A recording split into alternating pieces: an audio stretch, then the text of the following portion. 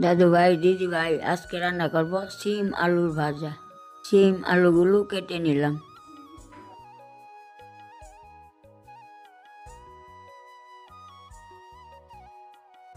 কাটা হয়ে গেলে ধুয়ে নিলাম।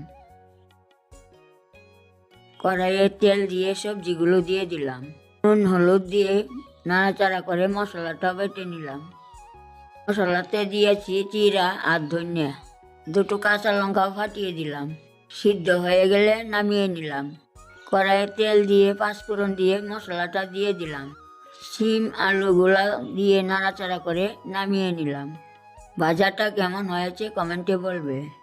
একটা লাইক, একটা সাবস্ক্রাইব করে পাশে থাকবে। তোমরা সবাই আমাকে নিজের দিদা ভেবে আমাকে সাপোর্ট করো। একটা সাবস্ক্রাইব করে দিও।